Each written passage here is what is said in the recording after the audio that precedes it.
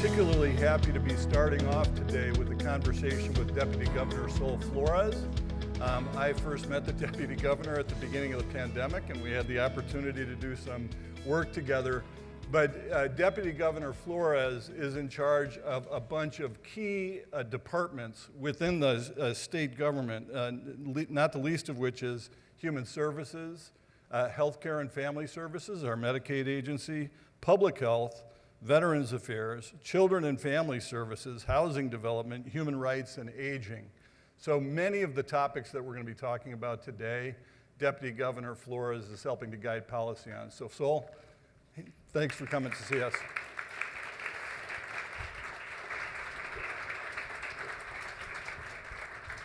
Thanks. Thank you. See you. Good morning. So welcome, and Sol, it's an exciting time to have you here because obviously we're at the first week of June, and that means the General Assembly finished their work. Yes. But I thought maybe we could start with, do you want to just talk a little bit about, reflect a little bit on what we heard from the governor and talk a little bit at a high level about the policies and the strategies that the state's trying to achieve? Yeah, so good morning to everyone. Thanks for being here today. I just also want to say a shout out and hello to all my colleagues in state government that are here today and that you'll meet today. These are tireless public advocates, as you were at one time as well. So just really want to acknowledge them for all of their hard work and all the hard work that we just went through with the spring session. So I think I just want to maybe start from the beginning, if that's helpful, right? When I was appointed deputy governor, the governor charged us with how can we do things differently, right? How can we think about no sacred cows, bringing innovation to the work, a cohesive approach to the work. Oh, and by the way, the right hand should know what the left hand is doing. And so when we came into office in 2019, one of the very first things that we embarked upon was strategic planning. Now, for all of us that have worked outside of state government, that seems like, oh yes, absolutely should be done. And in different parts of state government, that was being done. But it had never been coordinated at an interagency state level with support and leadership in the governor's office. And so that's what we embarked upon. We did a 6-month planning process. Of course, it was interrupted by the pandemic, and then we went back to it. But this is why I start with this, Dr. Jay, because in order to do this work, you have to have a deep level of trust and mutual respect for your colleagues. And you have to know their motivations, you have to know their history, you have to have an understanding of the programs and the constituents and the delegate agencies that they are managing. And that had not been happening in the Health and Human Services portfolio. So we spent time bringing together the leadership teams of each of those agencies that Dr. Jay mentioned to get to know each other. And that seems obvious, but there was not space for that in state government. And there certainly was not space for that as you jump right into session and then you're focused on implementation of the budget, et cetera, et cetera. That paid off hugely. And so I want to focus on that for a moment because comes February 2020, right? And our worlds completely change and collapse. One of the things that we were able to do was really pull upon those relationships. And we got stuff done faster. I know that's hard to believe, right, in the bureaucracy of the state government, but we were able to dismantle some of the bureaucratic barriers to be able to address the challenges that the pandemic, that COVID had brought us. And it allowed for relationships not just at the director and secretary level, but at the chief of staff, at legislative directors, at policy directors, at divisional bureau chiefs, to pick up the phone and understand how can we work together, how can we address this. There was a natural collaborative spirit happening. It didn't require the governor's office to say, well, did you check in with DHS about that? Has anyone called DPH? And so it was not business as usual, and I think that made a huge difference. Obviously, we are, of course, saddened by the lives that we did lose in Illinois and the illnesses, as all of you know, the folks who lost some of their livelihoods and health. But we're proud of the vaccination work that we did. We're proud of the testing apparatus that we were able to stand up. And when you compare us to other states across the Midwest and across the country, we did a better job overall, and we certainly did a better job for the most vulnerable, poorest, and people representing very marginalized communities. We took those lessons from COVID as well as the strategic planning work to focus on our main goals, and you heard the governor talk about that. From his campaign days, the number one thing that he talked about was that healthcare is not a privilege, right? It's a right, and it should be available for everyone. And in appointing me, he really wanted someone who would take a holistic view of that, right? And as we talked about earlier, the right hand and the left hand, if you don't have stable housing, you don't have health. If you're food insecure, you don't have health. If you don't have health insurance, that one's obvious, you don't have good health, right? But there's a lot of, if you don't have a place and you don't have direction of where to take your children when they're experiencing a behavioral health crisis, you don't have health.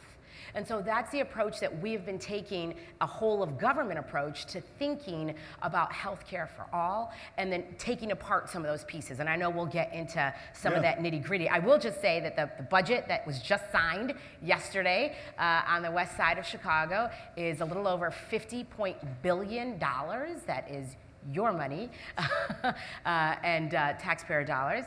And nearly 20 billion of that, almost 40%, is in the Health and Human Services portfolio. So it is just shy and almost equal to the portion that is allotted to education.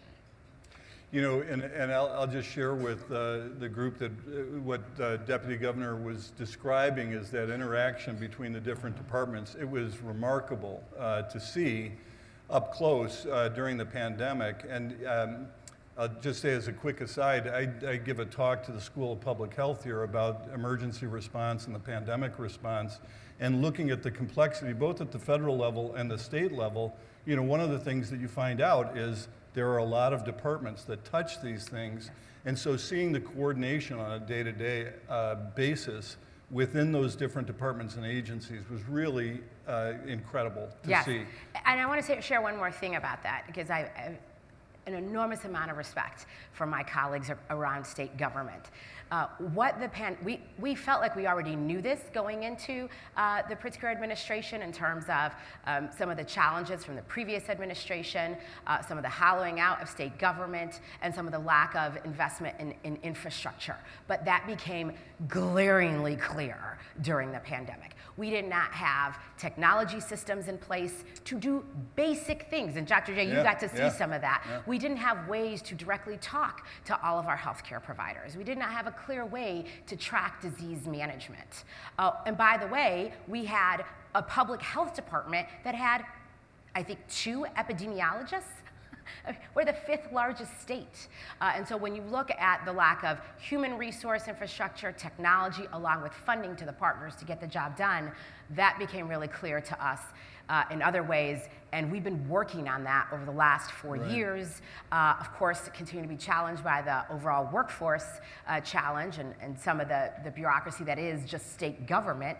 But again, taking that whole of government approach, reaching out to our technology department, working very closely with our human resources department at the state to try to do the good work that's necessary to run good government. Right. And can you talk a little bit, Sol, about kind of the interaction you've got? Obviously, you're in the executive branch and you've got all the departments there, but you're working with the elected officials in the General Assembly.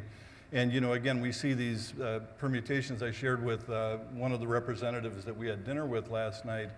I spent 10 years in Texas, Planet Texas, as my wife refers to it.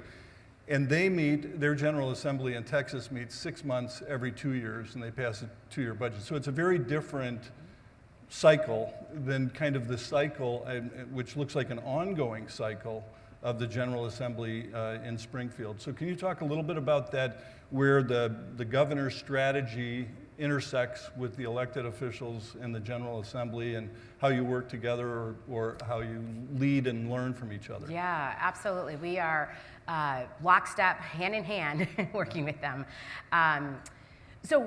Well, let's just take the calendar as it is right now. So we are now June 4th, 5th? I think 8th today, 8th.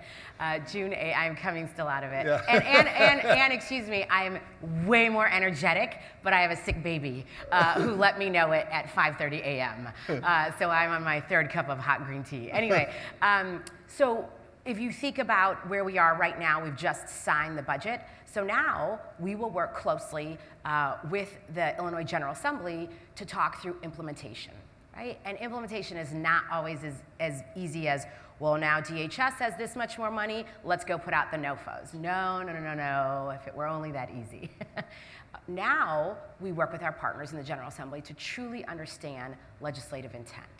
Right? What was meant by that? At times, in the wee hours of when the budget is being negotiated and the BIMP has been written, sometimes there are bleary-eyed people typing words into this, 2,000+ page document, and there's not always clarity in what the law says. And so we've got to work with them to ensure that we understand what the intention was, and that we have some understanding and shared agreement about how that work will be implemented.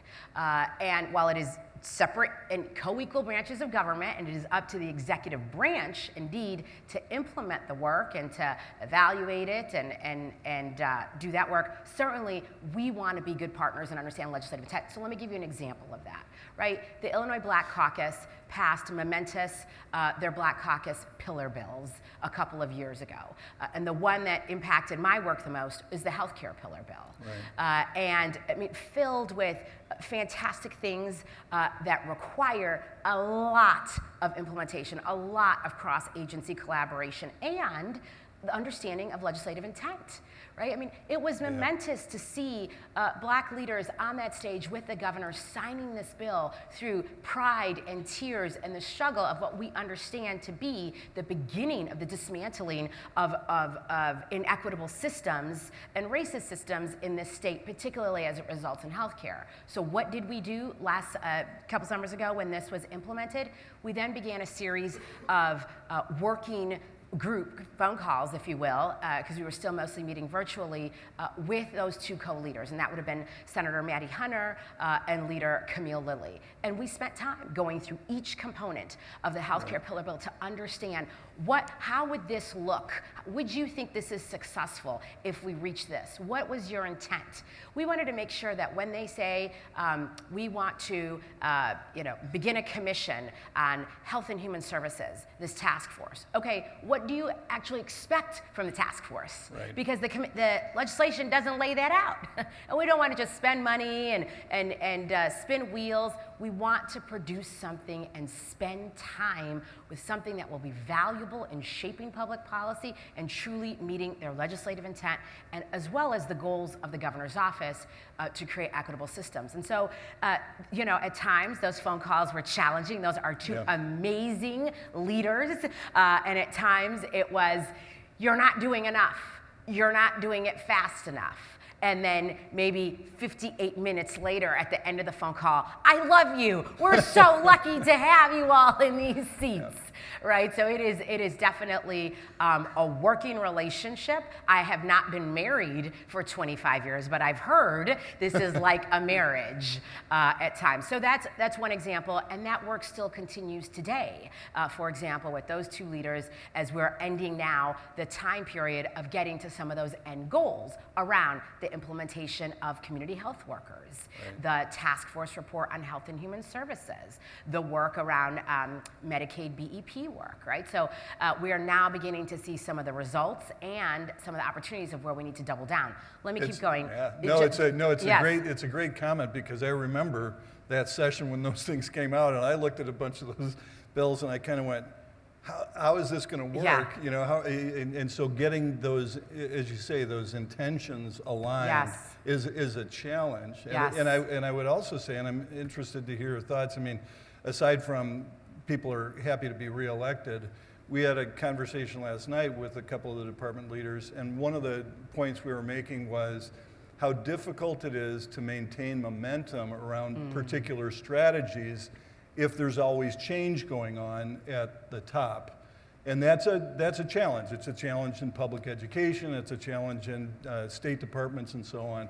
And so having the good fortune, the blessing, the luck of continuity, yes, and being able to continue some of those strategies that don't happen in 1 year or 2 years or 3 years. Yeah, maybe a decade. Some of the work that is going on right now, we will see the true fruits of it and the impact over the next 10 years. So, and Governor Pritzker may not be there, I may not be there, but we will see the impact of that work. Well, and one of those things, you know, we're going to be talking about in some more detail later today, but kind of the melding of some of these intentions is around the 1115 waiver. Yes. But I wonder if you can talk a little bit about both the aspirations for the waiver, but also, you know, there's a certain amount of, I wouldn't say it's fright, but people get concerned when they say, oh my gosh, look at how much of the budget is going toward health and human services. You know, how can we stop? And many of us would say, well, you have to do that if you want to improve health. But there is that blending of things that are, if you will, outside of traditional health care services. So I wonder if you can talk a little bit, because many, if not all of those things fall under your umbrella. Yeah. And so talk to us a little bit about that. Yeah, and I was remiss to say this in the beginning too, but like you, Jay, you signed up for this work for a reason, right? And when I think about what we're doing with the 1115 waiver, it is my greatest honor and privilege to be here, right? I mean, to have this seat at this time with this governor, with this administration. I mean, we are doing things that have never been done, and that when I was previously a service provider in community, we used to bang our fists on the table and say, why can't we do this? Why can't we be like that state, that state, that state, that state? And now I get to bring all that along with those partners and advocates. I see some of them in the audience today, right? Which is, you know, we can't do it without them. But I just want to say that it's such an honor to do this work. Okay, so 1115 waiver, and I remember when the first one was passed. And by the way, we were in Peoria on Monday doing a budget amplification stop, and I had this advocate come up to me and she said, Sol, I went online and I gave a public comment about the waiver because I know you asked us to do it, and I said good things, but I'm going to look you in the eye right now and said, it's all about implementation. Will you follow through? And I said, yes, Kristen, we are thinking about that from the beginning. And so I want to touch on that for a moment. So the 1115 waiver has, you know, been obviously under conversation for a long time, thinking about what had happened in the previous administration, but then also the result of the pandemic and the work that we've been doing. So a couple of years ago, you may be familiar with when we worked on the assessment and the hospital assessment and the provider tax, we implemented something called healthcare transformation, right? And now hundreds of millions of dollars have been invested in that. And that work is a result of just the reality of how healthcare gets delivered and how we follow the patients in communities, how we think about where there are inequities in community, and how we serve, again, some of the most vulnerable, and I'm speaking to the choir, right, in that thinking about that, 8-mile difference between longevity of health on the south side of Chicago and then once you move on the north side. So 1115 waiver, we said we want to truly think about healthcare transformation and how can we both cajole, force, those are tough words, but also incentivize, motivate, sometimes not natural partners to come to the table to think about a whole-centered approach. And we've got some fantastic collaborations happening on the south side of Chicago, the west side of Chicago, Metro East, and we're really excited about, again, seeing the fruit of this. The focus on that healthcare transformation, this is a big part of the waiver, has 3 main rubrics: infant and maternal wellness, behavioral health care, and equity-centric. And so all of those collaboratives have to have that at the center of the work, which is really exciting. So what was the other opportunity for us to take on in the waiver? Homeless tenancy supports. And so for those of you who know my background, that's obviously, I worked in the unhoused population for 17 years, and the previous waiver did not go fast enough, it didn't go far enough, rather, it didn't do enough. So we rolled up our sleeves with, I think some of you know, Director Kelly Cunningham, fantastic leader in state government, doing amazing things. And Kelly and I sat together with a couple of other folks, including our Chief Homelessness Officer, Christine Haley. And and we had some, we should talk about that too. We had some working sessions to say, let's just get grounded in this. What if we could have the magic wand in the waiver, what would it be? So first start there, and then start to narrow down and understand, okay, what will be budget neutral? What will they actually cover? By the way, what have they been approving? And we are right now in I would call a very friendly federal administration. Federal CMS has been very supportive of our work. And in fact, as we have had conversations with Assistant Secretary LaShare Brooks and some of her leaders and directors, they have said to us, get it in.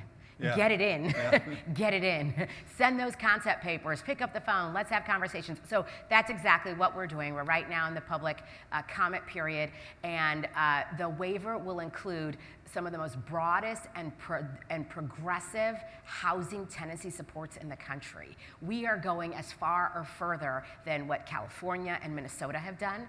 And the other thing that we've really signed up for, and this is where we've got to, really buckle the belts and ask all of you for help and patience and flexibility, is in that implementation, because we wanted to make a bold statement. We said, if this state is truly going to meet functional zero as it relates to homelessness and really implement a comprehensive plan, then we can't go out on an 1115 waiver that has 500 people in the pilot. That doesn't work. Not for a state that's seeing over 100,000 people experiencing homelessness. So we went bold in that projection, and we've got double teams, and I'm sure Teresa will talk about that later, in the thousands of folks that will be in our pilot. And we are now thinking very critically, how do we work with intermediary partners? How do we think about that on-the-ground service provider working with that man, that woman, that young person, that child who is in this housing crisis? How do they actually benefit, take advantage of this, and be able to bill Medicaid? So we're working through that right now. What will billing look like? And this is where, again, we've got to be as creative as possible and think about things differently, bring different partners to the table, folks that understand how the mechanics work in community, along with Director Cunningham, who is in charge of policy on this for the state. So we are really excited about what the waiver possibilities are with healthcare transformation and the housing tenancy supports. Yeah. And so you mentioned, and we've got the leader of one of the round 2 collaborations here this morning. We were having a little chat before we got started about just what you were talking about. How is this going to work? So aside from the billing part, do you anticipate, or what do you anticipate, and your other leaders like Kelly Cunningham and others, what challenges do you anticipate besides just the billing? Potential complexity there? I'm going to be real straight. Education and outreach. We have a rich fabric of community providers and practitioners that have never worked with state government, or that have done very little work with state government, or that have very little funding from state government. And they're just not aware of the work that we're doing and how to get plugged in. I want to give you an example that goes along with the 1115 waiver, because this is part of it, is the governor last year signed the Reimagined Public Safety Act. So this is the first ever statewide comprehensive work to look at gun violence across the state of Illinois. This is actually 2 years ago in the session. And it's over 3 years, $250 million invested in anti-violence efforts, and with a very prescriptive bill that outlines which communities in Chicago we have to focus on, and then which communities outside of Chicago across the state we have to focus on, and how we have to do that work. So the bill was very prescriptive. And sometimes that's a challenge, right, for state government, both in the systems of how to get money out, but in that education and outreach. And so we have been busting butt. And for those of you that know the implication of this, let me give you a number. The Illinois Department of Human Services has released, get ready for it, 21 NOFOs related to this over the last year and a half. For those of you who know what it takes to write a NOFO, put out a NOFO, evaluate a NOFO, and then go through contract funding, that is unheard of. But we've had to bend and flex to what community needs. And what we are finding is that the community of anti-violence and gun reduction providers, it's not there yet. It's still in its infant adolescent stage. It is not a robust, super sophisticated group of providers yet, because guess what? There has not been significant investment in it yet. That one really is not a chicken and egg. It's a now time. So we're putting out this money, but a huge challenge has been, and this is going to be the same with the 1115 waiver on the homeless tenancy work, is how do we help build out, educate, let them know about what it means to partner with state government, to get funding, to go through that contracting process. And for some of you in the audience, you may say, well, that's just obvious. That's just good business, but it's not. Right? We have this thing called GATA. Anyone know what GATA is? Yes? So for those of you that don't, when you read, and GATA is a good thing. You're not going to get me up here talking crap about GATA, but GATA is written in the Greek language. Yeah. And so when you are a, let's say, I don't know, $1 million organization, very small, but the work you're doing is block by block on the south side of Chicago, and you say, oh, I've heard they've got trauma money for me so that I can work with victims who've been shot or mothers that have lost children and get them counseling and social work. How do I go get that money? And then that CEO or ED reads GATA and is like, I don't even understand what this means, yeah. Right? And so we've got to take it back to the basics. We've got to think about real people. We have to get out of our bureaucracy buckets and say, working with them one-on-one, how can we help you help yourself get this money, be productive in your work, and evaluate it? And we heard from providers, and that's why we put out 21 NOFOs. Providers told us, stop putting out NOFOs that have these strict deadlines. What about something called rolling NOFOs, right? And for us, that made sense because, by the way, we don't want to end the budget year with 30% of this investment unspent. That doesn't work either. Providers said to us, think about intermediaries. How can you be more open to intermediary contract partners, to subcontract partners? We did that. And here's a big one, Dr. Jay, and this will be so important for the 1115 waiver as well.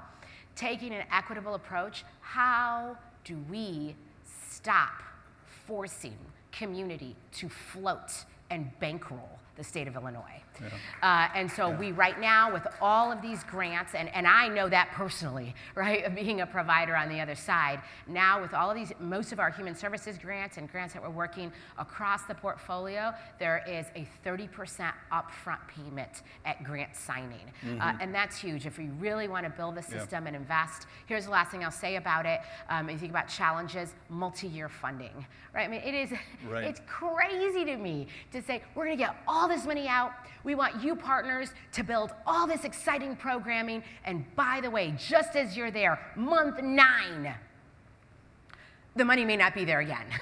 Or you're going to have to reapply completely over. Or you're going to have to, that's just bad business. I mean, I've run a business. I ran a business for 17 years. When you have to meet payroll every 14 days for hundreds of people, that's not how you run a business. Right. And so as much as possible in the work, we've been focusing on multi-year funding and then trying to be as open as possible when it comes to administrative funding. We know that, guess what? That behavioral health session didn't happen on its own. There was a scheduler. There was a fiscal person. Right. There was an outreach worker. All the things that made that behavioral health session happen that then we only billed for that session, right? So thinking about admin costs and trying to be, again, as open and flexible. Here's one last thing I want to say about this because I'm really proud about this. Since the beginning of the Pritzker administration, and this is going back to also your question about how we've been working with legislators and with providers and advocates, is that right now, going into the end of summer, early fall, we will convene advocates and key legislators and talk and say, what do you have on docket? What are you thinking about? What kind of legislation are you going to introduce? What are you going to continue from last year? And obviously we know what some of the continuing work is, but we want to hear directly from advocates. And I see Heather, she's in the audience, and before the pandemic we did it in person at the Thompson Center, and since then over the last few years we've been doing it virtually. And so that we're understanding going into the governor's budget development what community is saying they need, what legislators are saying they're listening to, and where they're going to focus. And that helps to inform the governor's budget process. And then we write the budget over November, December, January, and then we introduce that budget on February 14th, mid-February, right. And then it's off to the races as we try to get that over the finish So line. one of the things that I'm struck by, Sol, as you're describing all this is how do you keep clarity of vision? Because when you talk about 21 NOFOs coming out of DHS, you kind of go, well, it sounds like a for one program. Yeah, and on the other hand, you've got anchoring concepts like the principles that the governor alluded to when he was running the first time about improving access to care and improving coverage, and improving services and so on. So talk a little bit about that balance between we want to do a million things, but it's hard to keep your eye on a million things. Yes. So how do you keep the focus on a few lanes of the most important work? And I want to just say, in the context, some of the stuff that we've been talking about is around the Medicaid enrollees. And in the process, I was thinking as you were talking about the importance of education and awareness out there, I think we're doing a little bit better than some of the other states, at least as far as I can see so far, on the redetermination process. So talk about that, again, balancing the big picture with these specific tactics. Yeah. So I think one of the things that I did when we started back in 2019 is we talked about that strategic planning, but also have a very close relationship with all of the agency leaders that I work with. They are, you introduced me as I'm in charge, they are in charge, right? So I lead leaders, and that takes something. And what it takes is my complete availability to them. The governor's office must be in service to our state leaders. I asked other folks that served in these roles and that worked in previous government right when I started, what works, what doesn't. And I heard stories like, the governor's office never paid attention to us for 4 years. We heard that from IDA, from the Illinois Housing Development Authority. They were kind of like alone on an island. And I said, well, guess what? It's a new day, because we are going to be all up in your business and making sure that this governor's vision is implemented at our housing authority. But we also heard, I never heard from the governor's office unless there was a crisis. I never got FaceTime with the governor. Yeah. I just got told to do things and didn't have an understanding of the strategy. So that's what I went into it with, that sense of learning and lessons from other leaders, and we've really tried to work against that. And so what does that look like practically, Jay? We meet with all of our state agency leaders every other week. We have standing 1-hour meetings with standing agendas that talk big picture and that talk micro. And for the largest state agencies like HFS, DPH, DHS, DCFS, those meetings are intense. And we have a cadence to how we work. Some leaders have different strengths, so the content of that meeting may look a little different. Here's the other thing that we've been clear we do. The leaders of those agencies don't work alone, right? So when we're meeting with the governor's office, we're bringing the senior team together. And so we're saving time, we're cutting down on the bureaucracy of, oh, I've got to go check with my division bureau chief, or I've got to go check with that person, or I've got to do this. No, they are at the meeting, doing the briefing, and then we are intentional about the loop communication back to the governor. So let me tell you something about J.B. Pritzker. He's a very kind person. So those of you that have met him, that's all real. He's a very, very kind person. And let me tell you how you find out if someone's kind. You go through a global pandemic with them. And you live some of the darkest days and moments. And he was very kind and very respectful during that very, very stressful time when he had to be the person out there. But here's the thing about Governor J.B. Pritzker. He is a consumer of data and information. And I did not know that when I started my job on February 23rd, 2019. And I learned that the hard way when we went into some of those initial conversations and briefings and updates. He has a deputy governor meeting. We have a standing deputy governor check-in. And he reads everything. Everything. You know that little journal in Southern Illinois? You know that medical research policy paper that got published in Maine that 10 other people read? He was number 9 that read it. He listens to every political podcast. He reads everything. So he is a consumer of information. He cares. And while his background was both business and early childhood education, this man has rolled up his sleeves and dug in to every part of government, right? And so I share that with you because there is no like, high gloss governor, running past him 60 miles an hour. This is what we're doing on Medicaid redetermination. No.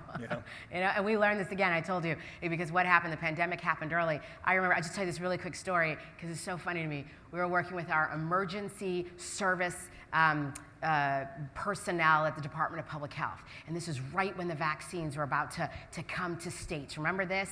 In early December. Yeah. And we're talking through, and here's the thing about that. I did not have a Christmas or a New Year's or Thanksgiving that year. I mean, we worked through all of that. And I remember talking to our emergency person who was directly in communication with the feds, and we're talking through, and I said, okay, I need to know how are those vaccines getting to Illinois? It's all they'll be here, and I said, no. I need to know. What truck, what day? Yes, I need to know the tire pressure of the truck. I'm not kidding. And he was like, wait a second, that is you do not know J.B. Pritzker, because he is going to use that data point to understand how we can innovate, how we can make it better, how we can truly meet our most vulnerable folks. And so I share that with you. And so to circle back to your question about how do we keep the big picture, we have regular briefings with the governor. And again, his passions might be early childhood education and business development, but he has new passions around healthcare and child welfare and human services. And at those meetings, here's the other thing we do, Jay. I do some talking, I don't do all the talking. It is our leaders presenting. It is the subject matter experts in the room with the governor's senior team, talking through, rolling up our sleeves. And the governor is great at looking at all aspects of the picture, right? Poking holes, thinking about the public policy, the legislative, but also the media implications of some of our policies, right? And while this might be good, guess what? Sometimes media doesn't understand nuance. And so we've got to do a better job of translating that. So I'll end with this really quickly because I know we want to get to a couple more things. Medicaid redetermination. So very early on, we'd been briefing the governor all throughout the public health emergency, all the different things that were happening at HFS, at DHS, at DPH, all the different rules and things that we had to change. Well, we got to, the unwinding. And he was prepared for this. He understood this was going to happen. And so one of the things that we've developed for him is a monthly dashboard of what the reading notices have gone out and what comes in, right? He loves his dashboards. He has a lot of monthly dashboards on a lot of different things. But this allows him to just have a quick bird's eye view of the data, and then he wants to hear what are the challenges. Tell me the truth, and how do we get past those? And guess what? He remembers. He calls me back up and said, did you do that? Did you do that? I was with an advocate, or I was with a legislator, and they brought this up. Can you circle back to them? So he is a very engaged executive governing, and he wants to know big picture and the tire pressure of the trucks. And I will just share. I mean, I had the opportunity to witness some of this in the pandemic, and one of the points I would make, and I'm going to put in a little request here. the balancing act around decision making was a really challenging Yes. thing to see. I mentioned I give this talk at the School of Public Health, and I end it in part by saying, you know, heavy the head that wears the crown. Yes. Because making those difficult decisions and then living with them, because some of them aren't going to be exactly right, and you know, course correct afterwards. And so my public service announcement is that we've got a number of folks from state agencies who are working here, some of them directors, some chiefs of staff, so the terrific chief of staff from HFS at dinner last night. And I'd just ask you all to thank them if you see them and if you recognize them, because the impression that I had and the experience that I had was I had never seen people work so hard as during the pandemic. It was actually inspiring to me to see as a taxpayer and as a resident to see. And so I'm grateful for that. And I actually am not going to get you into further stuff, Sol, but I mostly just want to thank you. Not only for sharing your insights and everything with us, but actually for your service to the state. And we're gonna wrap it up with that. Wonderful. And I will be here through lunch, so as we see each other in the hallways, say hi, come up, introduce yourself, and tell me what you need. Oh, heck. Thank you. Hang on. I got a list. Right. Thank you. Thank you. Deputy Governor Sol Flores. Thanks, Sol. Perfect.